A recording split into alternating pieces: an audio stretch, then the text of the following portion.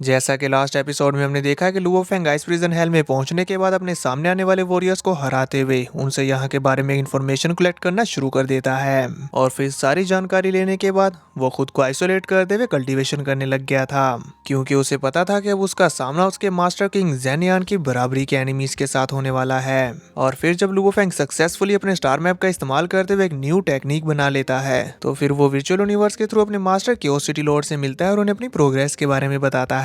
Master इसके लिए उसकी तारीफ करते हैं और साथ ही साथ उसे एक चैलेंज देते हैं कि जाओ पहले 10 रियल बैटल्स लड़ कर आओ और फिर मुझसे दोबारा मिलना, जिस पर तो फेंग हाँ करते हुए उन्हें ग्रीट करके वहां से चला गया था। और फिर इधर आइस प्रिजन हेल में सभी वॉरियर्स के सामने आते हुए अपनी पावर्स को रिलीज करते हुए फाइट के लिए तैयार होकर उन्हें ओपनली चैलेंज करने लग गया था। फेंग के ऐसा करने की वजह से 10 किंग्स और 5 जाइंट्स में से जो सबसे ज्यादा पावरफुल हैं वो इसे हंट करने के लिए आना शुरू कर चुके थे, और उन्हीं में से एक थंडर लाइन किंग अपनी पावर्स को रिलीज करते हुए फेंग के सामने अपीयर होते हुए उससे कहता है, ह्यूमन, आखिरकार तुमने सामने आने की हिम्मत कर ही ली। उसे देखते हुए वाता उसके बारे में फेंग को बताती है, ये तो 10 किंग्स में से एक रोरिंग थंडर लाइन किंग है, लॉ ऑफ टाइम का एक्सपर्ट। यहाँ इधर फेंग थंडर लाइन किंग की बात का आंसर करते हुए कहता है, मैं भला सामने क्यों नहीं आता। लाइन किंग, लगता है कि तुम्हारी मौत मेरे हाथों लिखी है। इन बातों के दौरान ये दोनों ही अपनी अपनी डोमेन्स की खतरनाक पावर्स को रिलीज कर रहे होते हैं, जिसकी वजह से आसपास के वॉरियर्स बहुत ज्यादा इफेक्ट हो रहे थे। इवन वो इसके प्रेशर से खुद ही पीछे हट जाते हैं, क्योंकि वो जान चुके थे कि अब आगे क्या होने वाला है। इसीलिए उनमें से कुछ वॉरियर आपस में बातें करते हुए कहते हैं, रोरिंग थंडर लाइन किंग का सामना करने की वजह से अब इस ह्यूमन को ग्रेटली सफर करना पड़ेगा। तभी कुछ और वॉरियर आपस में बातें करते हुए कहते हैं, रोरिंग थंडर ड्रैगन किंग इस आइस प्रिजन हेल में तकरीबन 1000 से भी ज्यादा अनडैंक्स को हंट कर चुका है, इसीलिए इस आइस प्रिजन हेल में इसका रैंक 12th है। ये लोग यहाँ पर इसी तरह की बातें कर रहे होते हैं, जबकि वहाँ थंडर लाइन किंग जोर से रोर करते हुए तेजी के साथ फेंग के ऊपर हमला करने के लिए आगे बढ़ गया था। फेंग उसे यूं तेजी के साथ अपनी तरफ बढ़ता हुआ देखकर एक स्माइल पास करता है और फिर पीछे हटते हुए उसके सभी हमलों को डोज करने लग गया था। ऐसा करते साथ ही साथ वो सोच रहा होता है, ये thunder Lion King law of time में एक्सपर्ट है, जबकि मैं रफ्तार में एक्सपर्ट हूँ, मुझे इससे डिस्टेंस बना के रखना होगा। ये सोचते हुए जैसे ही फेंग पीछे पलटकर थंडर लाइन किंग की तरफ देखता है तो हमें दिखाई पड़ता है कि वो सच में बहुत ही ज्यादा तेज होता है, क्योंकि वो टाइम को कंट्रोल करते हुए मूव कर रहा था। इसी वजह से वो फेंग को हर जगह नजर आ रहा होता है, जो कि असल में फेंग की आंखों का धोखा था। सिर्फ देखने भर से ही फेंग यहाँ पर कंफ्यूज हो चुका होता है और इतने में थंडर लाइन किंग फेंग के सर पर पहुंचकर उसके ऊपर अपना खतरनाक अटैक चल देता है, जिसका नेम होता है गॉड ऑफ थंडर ट्रैम्पलिंग्स। फेंग को पता चल जाता है कि वो इस हमले से नहीं बच सकता, इसलिए वो जल्दी से अपनी क्योटिक विंग्स और साथ ही साथ अपनी गोल्ड राउंड बीस्ट की डोमेन का इस्तेमाल करते हुए इस अटैक का सामना करने लग गया था। इतनी पावरफुल डिफेंसेस होने के बावजूद भी हम स्क्रीन पर देख ही सकते हैं कि फेंग के लिए इस अटैक को रोक पाना कितना ज्यादा मुश्किल हो रहा है। थंडर लाइन किंग जब ये देखते हैं कि फेंग उनके अटैक को रोकने में कामयाब हो पा रहा है, तो वो अपनी पावर स्कोर भी ज्यादा बढ़ाते हुए एक बार फिर से फेंग के ऊपर जानलेवा अटैक कर देता है, जिसे फेंग अपनी स्ट्रॉन्ग डिफेंसेस के चलते रोक तो पा रहा था, लेकिन इसके इम्पैक्ट से नहीं बच पाता और जमीन के साथ टकरा कर एक जोरदार ब्लास्ट करता है, जिसकी वजह से वहां आसपास की बहुत ज्यादा जमीन शैटर्ड हो जाती है।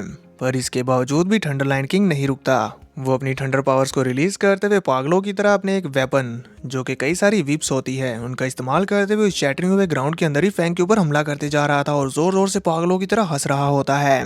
फेंग अपनी गोल्डन डोमेन का इस्तेमाल करते हुए उसके इन हमलों को ब्लॉक कर रहा था और साथ ही साथ फ्लाई करते हुए इनसे बचने की भी कोशिश कर रहा होता है। और फिर थोड़ी देर तक ये सब कुछ झेलने के बाद वो फाइनली अपनी पावर्स को रिलीज करते हुए 9 लाइटनिंग स्वॉर्ड और स्टार सील्स को बाहर निकालते हुए लाइन किंग के ऊपर हमला करने के लिए तैयार हो गया था, जो देखकर लाइन किंग भी अपने वेपन को ट्रांसफॉर्म करते हुए एक बड़ी सी लाइटनिंग विप बना लेता है, जो कि बहुत ज्यादा स्ट्रॉन्ग थी। इधर इतने में फेंग ने भी अपनी स्टार सील्स का इस्तेमाल करते हुए लाइन किंग के ऊपर अपने बीस्ट गॉड की टेल से अटैक कर दिया था, जिसका सामना लाइन किंग अपने इस पावरफुल वेपन का इस्तेमाल करते हुए इजीली कर लेता है। इवन फेंग का अटैक इसके सामने कमजोर पड़ गया था, जो देखकर फेंग भी शॉक हो जाता है और फिर तेजी से फ्लाई करते हुए लाइन किंग के इस वेपन के अटैक से बचने लग गया था। यहाँ इनकी ये फाइट इसी तरह से चल रही होती है, तभी हमें बैटल ग्राउंड के बाहर का सीन दिखाया जाता है, जहाँ पर एक आइस टाइप वॉरियर इनकी इस फाइट को देखते हुए पूरी तरह से कपकपा रहा था। उसके लिए इतना कम नहीं था कि तभी वहां पर एक और बहुत ही ज्यादा पावरफुल बीइंग की एंट्री हो जाती है, जिसके सिर्फ प्रेजेंस से ही ये आइस वॉरियर इतना ज्यादा खौफजदा हो जाता है कि उसकी रूह तक कांप गई थी। हमें उस पावरफुल बीइंग को दिखाया जाता है कि ये तो वही पर्सन है जो लास्ट एपिसोड में अपने थ्रोन से उड़ते हुए स्ट्रेचिंग कर रहा था। यहाँ ये आइस वॉरियर अपनी थरथराती हुई आवाज में कहता है, लॉर्ड सिल्वर आई। इस पर Lord silver I, don't interfere, दफा हो जाओ। इस पर तो वो ग्रीड करते हुए फौरन से पीछे हटकर ग्राउंड में छुपते हुए वहां से जाने लग गया था। इसके बाद फिर लॉर्ड सिल्वर आई भी बैटलफील्ड की तरफ आगे बढ़ने लगते हैं। वहीं दूसरी तरफ हम फैंग और लायन किंग को देखते हैं, जहां फैंग आगे आगे भागकर जा रहा था और लायन किंग उसका पीछा करते हुए अपनी पावर्स को रिलीज कर रहा था।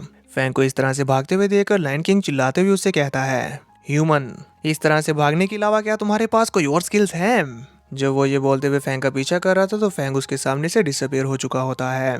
अभी लायन किंग आसपास देखते हुए ये जानने की कोशिश कर ही रहा होता है कि फैंग कहाँ है। तभी फैंग उसके ऊपर से अपीयर होते हुए अपने एक स्पेशल मूव का इस्तेमाल करने लग गया था। और ये फैंग की वो न्यू टेक्निक है जो उसने लायन किंग से फाइट करने से पहले क्रिएट की है। इसका नेम उसने रखा होता है 10,000 stars preaching map, first move. इसी के साथ हमें फैंग की इस न्यू टेक्निक की क्रिएशन को दिखाया जाता है बारीकी से।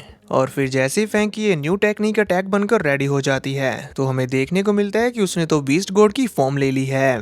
Thunder lion king beast god की फॉर्म को देखते हुए कहता है, ये तो इल्यूजन है, मैं इसे एक स्ट्राइक में ही शैटर्ड कर दूंगा। और वो ट्राई भी करता है, लेकिन उसकी वो पावरफुल स्ट्राइक जो कि पहले फैंग के लिए मुश्किल बन रही थी, लेकिन वो बीस्ट गॉड की फॉर्म के ऊपर जरा भी इफेक्टिव नहीं होती, जो देखकर तो लायन किंग की सिटी बिटी गुल हो गई थी। पर इससे पहले कि वो और कुछ भी कर पाता, फैंग अपने इस अटैक को उसके ऊपर रिलीज कर चुका था। बीस्ट गॉड के इस खतरनाक टेल अटैक को अपनी तरफ आगे बढ़ता हुआ देखकर थंडर लायन किंग अपने वेपन से डिफेंसिव शील्ड बनाते हुए इसे बचने की कोशिश करने लग गया था। पर हमें दूर से ही दिखाया जाता है कि फैंग के इस बीस्ट गॉड फॉर्म की एक स्ट्राइक कितनी ज्यादा पावरफुल है कि इसकी वजह से बहुत खतरनाक लाइटनिंग स्ट्राइक्स बन रही थी। फैंग का ये अटैक अब इतना ज्यादा पावरफुल हो चुका था कि थंडर लायन किंग की शील्ड भी इसके सामने नहीं टिक पाती। फैंग की स्टार सेल्स उसकी शील्ड के टुकड़े टुकड़े करते हुए उसके डिफेंसेस को तोड़कर उसके आर्मर को भी तोड़ते हुए उसकी बॉडी के आर पार हो जाती हैं। और जब थंडर लायन किंग अपनी इन इंजरीज का सामना कर रहा होता है तो इस दौरान वो चिल्लाते हुए बस यही कहता है, आखिर ये कैसे पॉसिबल है। इसके बाद भी फैंग की स्ट्राइक जाकर जमीन से टकराती है और वहां का नीचे का सारा ग्राउंड क्लियर कर देती है। इस इतने खतरनाक ब्लास्ट को देखते हुए फैंग कहता है, मेरी इस न्यू टेक्निक का इफेक्ट काफी अच्छा है। अब क्योंकि थंडर लायन किंग की बॉडी डिस्ट्रॉय हो चुकी है तो जब वो दोबारा से रिक्रिएट हो रही थी तो फैंग उससे कहता है, आफ्टर ऑल 10 ग्रेट किंग्स इतने भी कुछ खास इंप्रेसिव नहीं हैं। इस पर थंडर लायन किंग गुस्से में चिल्लाते हुए फैंग से कहता है, बास्टर्ड, मैं ये ग्रज याद रखूंगा। इतना बोलकर वो तेजी से बैटलफील्ड से पीछे की तरफ भागना शुरू कर देता है तो फैंग अपनी पावर्स को रिलीज करते हुए उसे कहता है, अब तुम भागना चाहते हो, ये इतना भी आसान नहीं है। ये कहते साथ ही फैंग ने अपने बीस्ट गॉड फॉर्म की टेल से एक बार फिर से थंडर लायन किंग के ऊपर अटैक करवा दिया था, जो फील करते साथ ही थंडर लायन किंग रुकते हुए कहता है, डैम ह्यूमन, तुम मुझे फोर्स कर रहे हो। ये कहते हुए वो अपनी पावर्स को रिलीज करते हुए फैंग के इस अटैक का सामना करने की कोशिश करने लगता है और एक बार फिर से अपने वेपन को फुल पावर के साथ फैंग की टेल अटैक के साथ टकराता है, जिसके चलते इस बार वो फैंग के अटैक को रोकने में कामयाब हो गया था। लेकिन इसका इम्पैक्ट इतना ज्यादा होता है कि आसपास के बहुत सारे माउंटेन्स इसके चलते डिस्ट्रॉय हो जाते हैं। बैटलफील्ड से निकलती हुई इतनी ज्यादा फोर्स को फील करते हुए बाहर मौजूद वॉरियर्स कहते हैं, रोरिंग थंडर किंग उस ह्यूमन की वजह से फोर्सफुली अपनी डिवाइन बॉडी को बर्न कर रहा है। तभी साथ ही हमें दिखाया जाता है कि अब थंडर लायन किंग पीछे हटने की बजाय तेजी के साथ अपनी पावर्स को रिलीज करते हुए फैंग की तरफ आगे बढ़ रहा है, जो देखते हुए यहाँ बाहर खड़ी एक वॉरियर कहती है, इंटरेस्टिंग। अब इस ह्यूमन को भी थंडर लायन किंग का सामना करने के लिए जरूर अपनी डिवाइन बॉडी को बर्न करना पड़ेगा।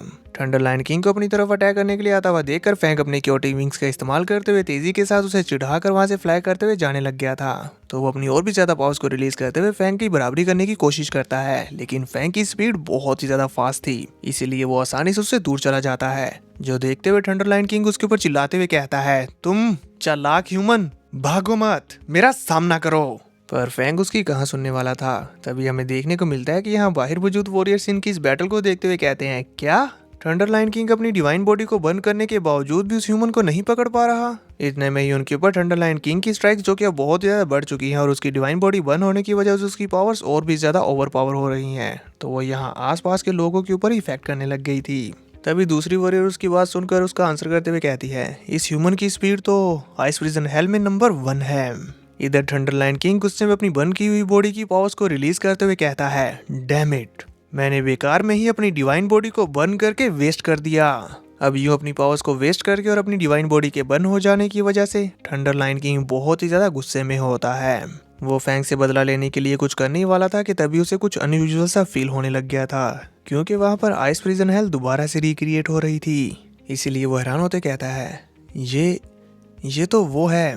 इसके चलते अब उसका गुस्सा भी ठंडा हो जाता है और ईविल स्माइल करते हुए कहता है, ह्यूमन अब तो तुम मरे समझो। इतना बोलकर वो भी अपनी जान बचाने के लिए दुम दबाकर भाग जाता है। इधर फैंग जो कि फ्लाई करते हुए जा रहा था तो उसे भी पीछे कुछ अनयूजुअल सा फील होता है। अभी फैंग इस बारे में जानने की कोशिश कर ही रहा था कि तभी कोई पर्सन उसके सामने अपीयर होते हुए अपनी पावर्स को रिलीज करते हुए फैंग से कहता है, ह्यूमन। जिससे बचने के लिए फैंग भी अपनी क्योटिक मिक्स को सामने करते हुए वहीं पर रुक गया था। वहीं वो पर्सन अभी भी अपनी बात को कंटिन्यू करते हुए कहता है, उस वर्चुअल यूनिवर्स से कनेक्ट होने वाले डिवाइस को मेरे हवाले कर दो, हो सकता है मैं तुम्हारी जान बख्श दूं।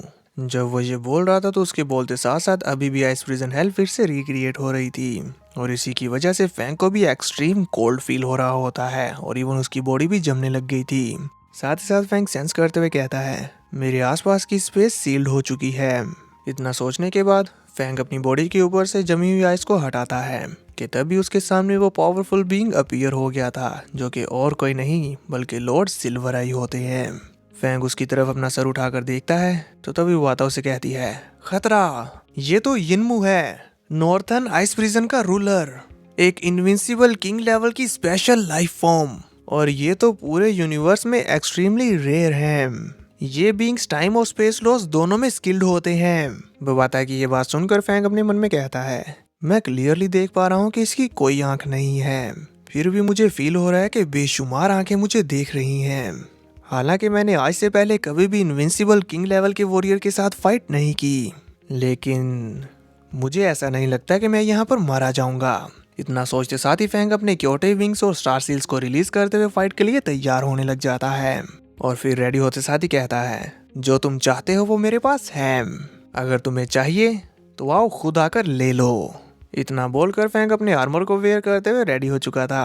तो अब देखेंगे नेक्स्ट एपिसोड में कि आखिर फैंग इसके हाथों से बच पाएगा या नहीं।